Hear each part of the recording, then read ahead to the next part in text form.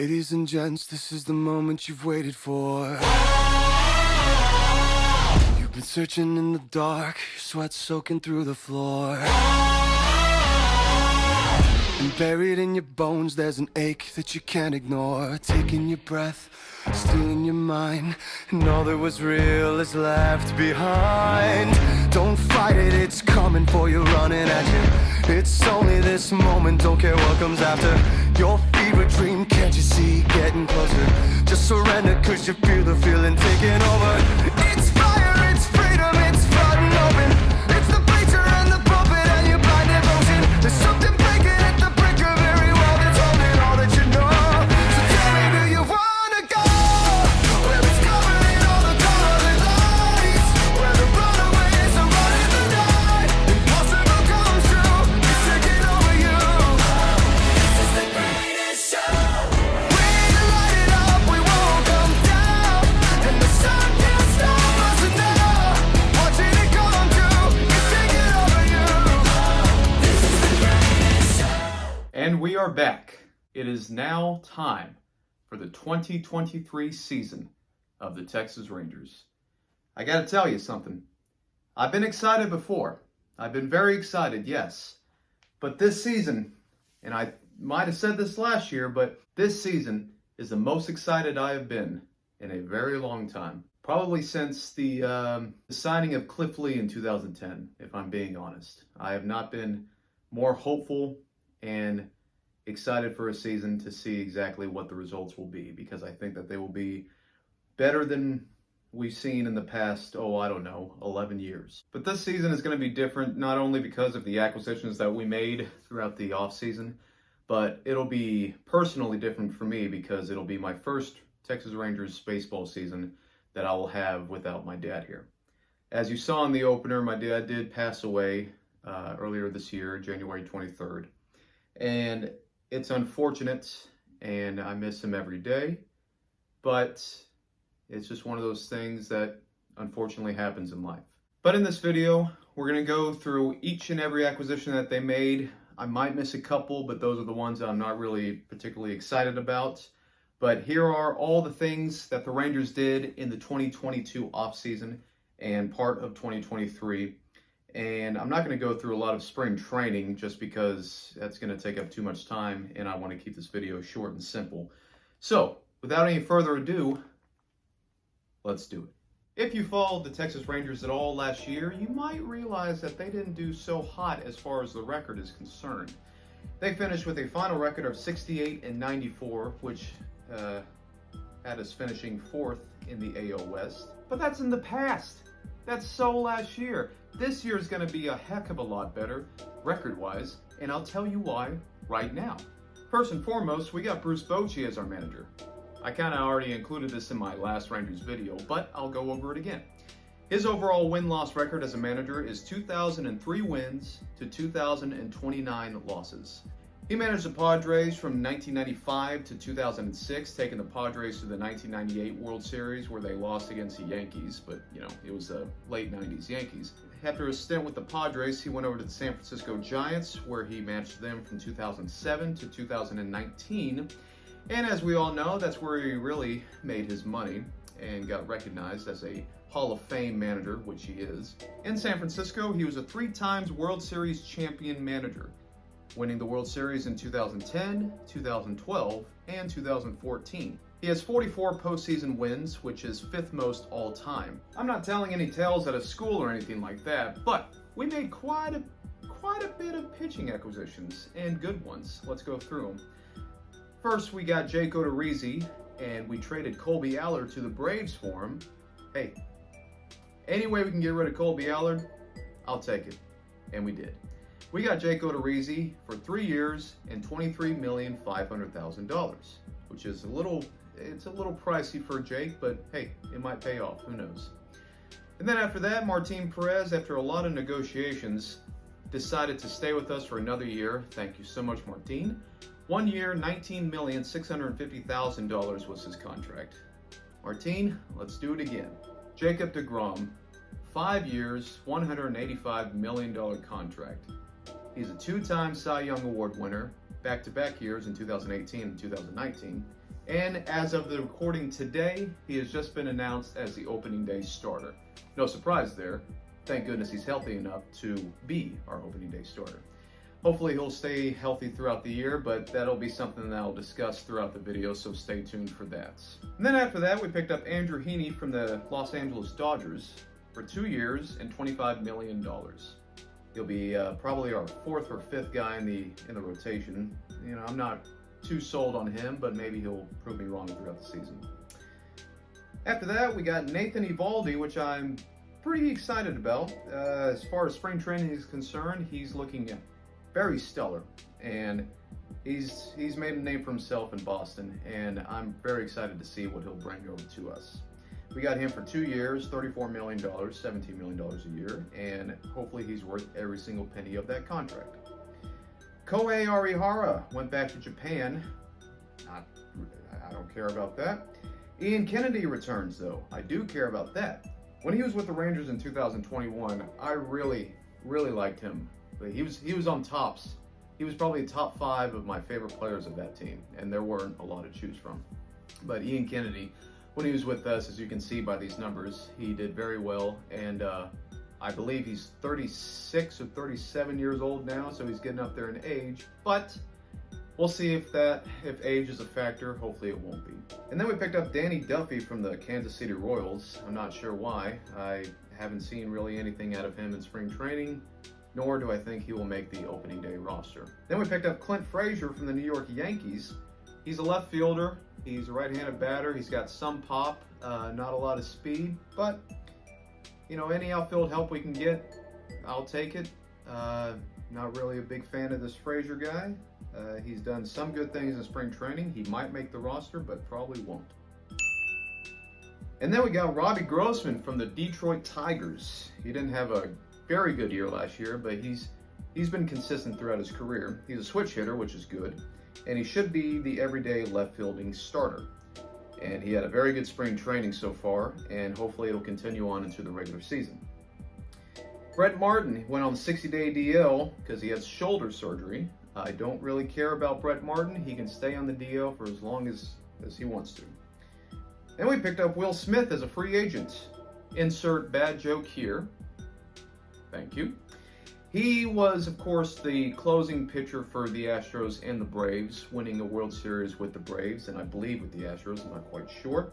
But he will probably be our closer whenever the regular season comes along, so hopefully it'll be good. Eli White was DFA'd, and then he signed with the Atlanta Braves.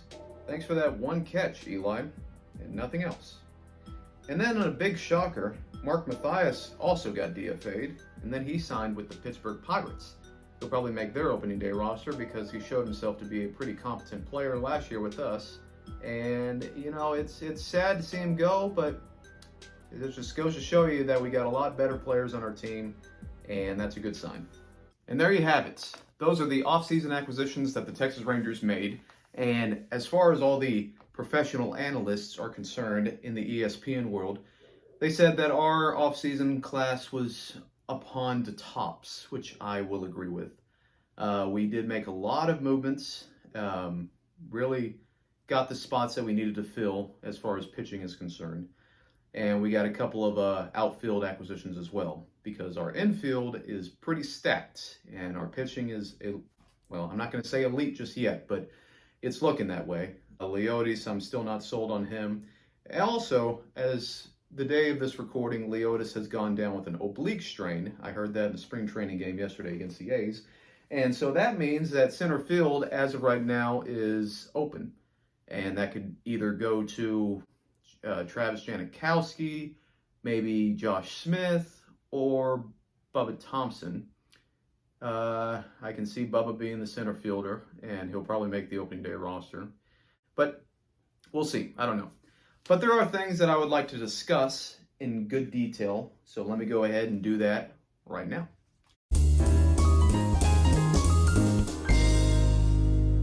The thing that is on everyone's mind is Jacob deGrom's overall health.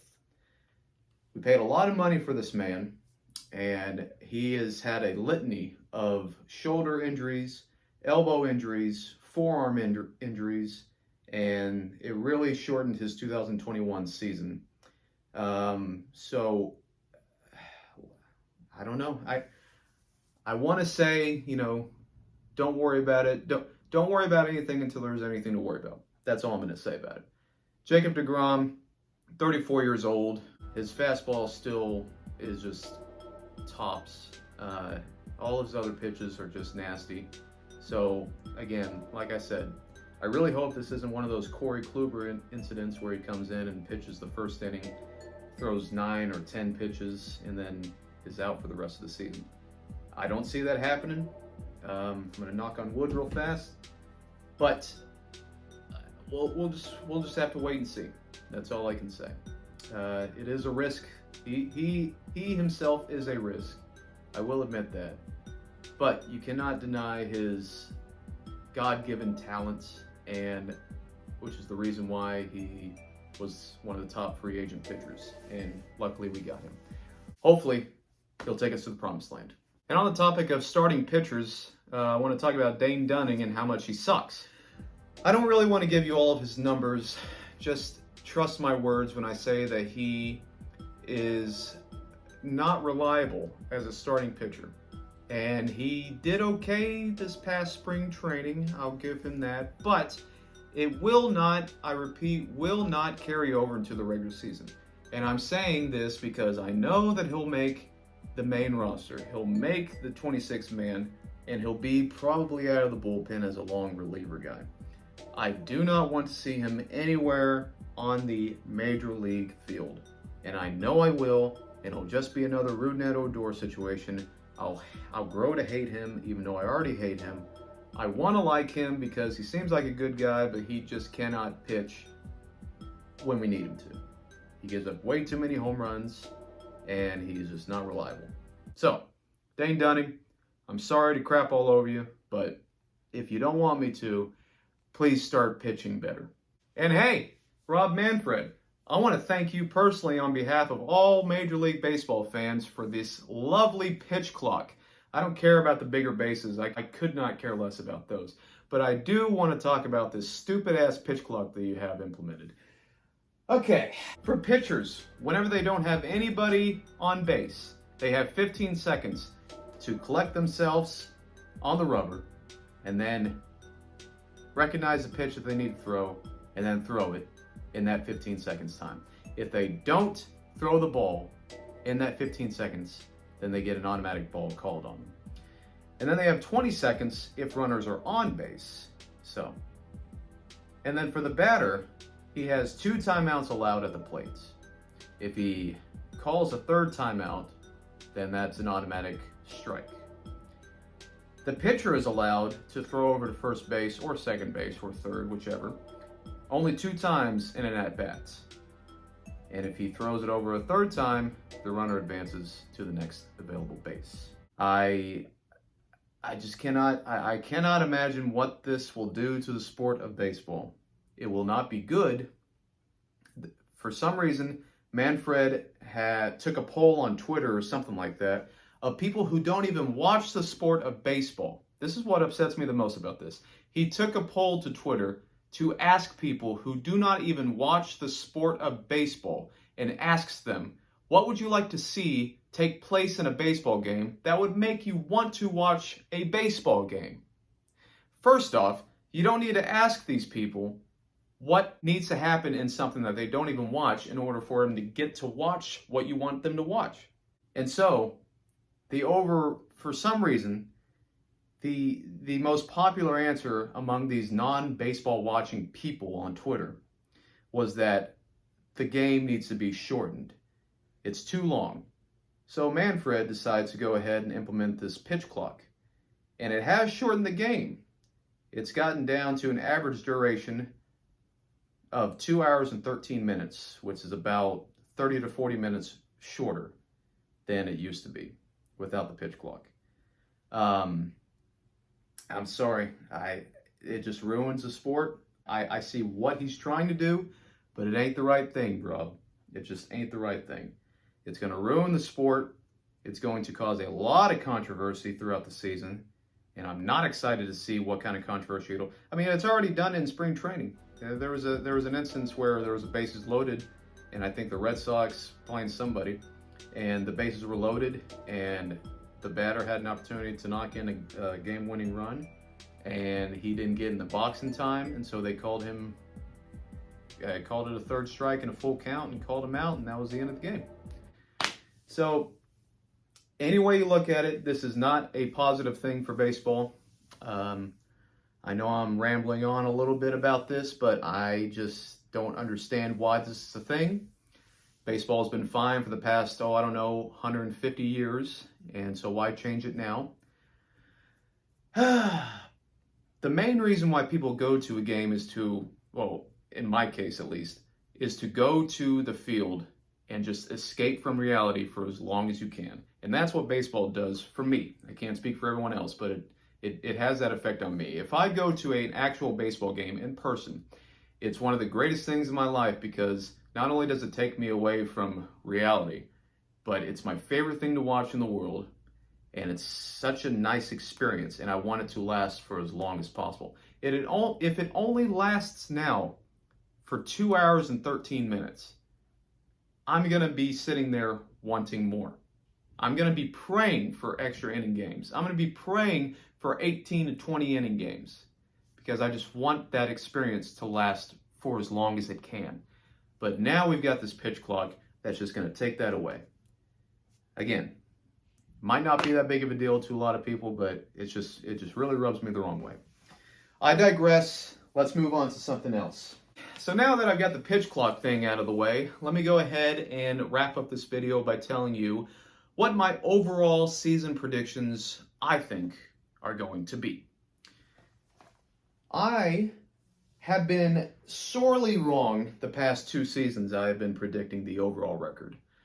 Here, let me go ahead and show you what I predicted in 2021. But I do see us finishing with a record that I think might surprise some of you. I'm going to go with a final record of 88-74. I'm hoping that we can get anywhere close to that, but with the guys that we have, as long as they stay healthy, that's... And now let me go ahead and show you what I predicted last year. I believe, looking at the pitching and the hitting, that we will be finishing the season 10 games above 500 with a record of 86-76. I'm trying to be as realistic as possible. I just don't think that with the hitters that we have compiled, yes, I was a little overzealous, I believe, with my predictions, but that's because we had incompetent manager Chris Woodward at the helm, and we did not have a lot of dependable pitching, and we did not have a lot of good bats, dependable bats in our lineup. But now, this year, we've got Nate Lowe at first, Marcus Semien at second, Corey Seager at short, Josh Young at third, probably Robbie Grossman in left, Leody Taveras or Bubba Thompson in center, and Adolis Garcia in right field. And then we have Jonah Heim catching and Mitch Garver catching/DH. I cannot see anything going wrong with this season, especially with Bruce Bochy at the helm now. Like I said at the top of this video, I have not been more excited in a very long time for a season like this. We have so much potential, and I cannot wait to see what's going to happen. But those last 2 years were flukes. This year is going to be bang on the banana because I expect the Rangers to finish with an overall record of 91 wins and 71 losses. 20 games over 500, which is something that we Ranger fans have not seen in a very long time. Over 500 is a rarity for the Rangers, and it has been for the past 10 plus years. But this year, we're going to be consistent. We're going to stay above 500 for 80% of the season, and we're going to finish 20 games above 500 at 91-71. We're going to finish second in the AL West behind the Astros, of course, and we're going to get a wild card berth.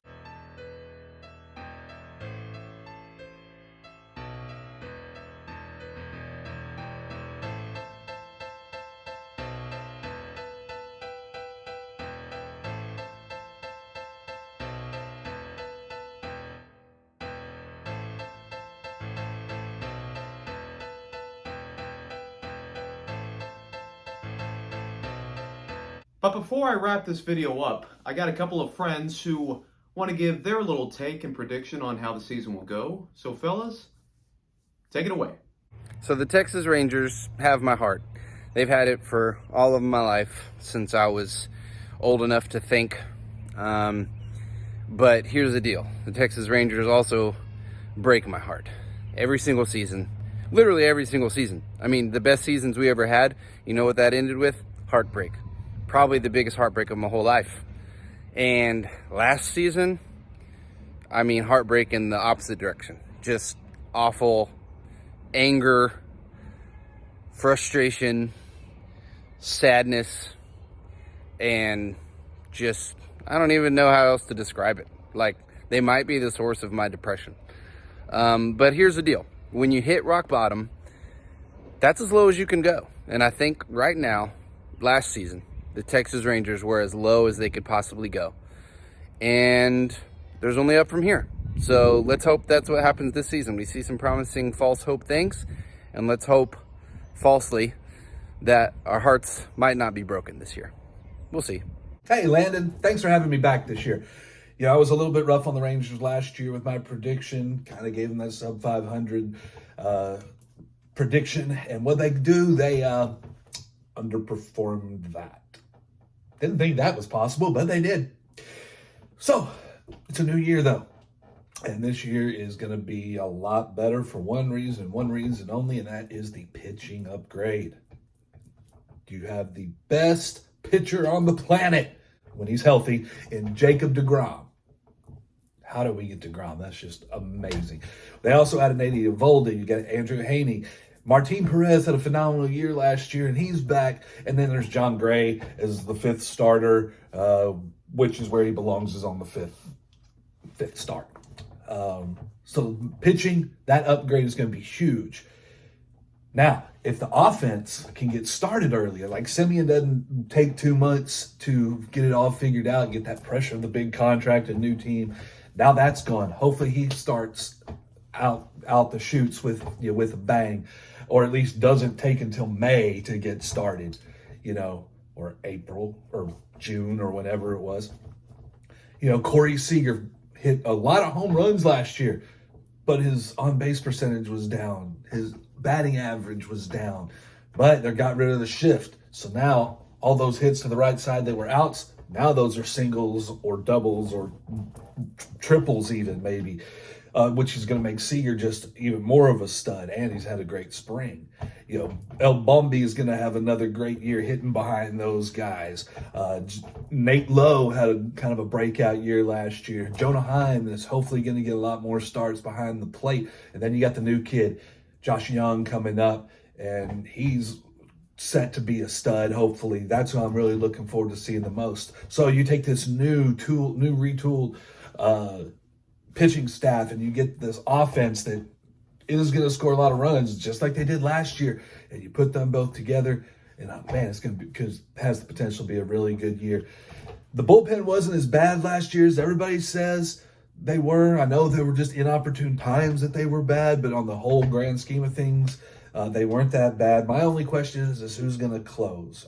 I don't think Leclerc has gotten the mindset of a closer back, so I'm not sure he's going to be the right option. But they'll figure it out. I'm sure they will. And having Bruce Bochy as a manager, I mean, come on, this guy is a legend. He's phenomenal with what he did with the Giants for so many years and the Padres before that. I mean, this is the guy that you want to manage the team. Much better than Woody. I think his mentality is really going to get these guys in line. So it's going to be a good year. How good of a year is it going to be? Well, my prediction this year, and this is crazy, 87 wins, 75 losses. That's a huge turnaround. That is going to be playoff worthy. Now, they're not going to win the division. The Astros are still the Astros. They're going to have another great year, most likely. They're going to win the division with probably 93, 94, 95 wins. But with that record, the Rangers will make the wild card. And if Jacob deGrom is healthy in that wild card series to start, the Rangers are going to win the wild card. And then they're going to make it to the division series, and they are going to win the division series. You heard it. They're going to win the division series. And then they're going to make it to the championship series.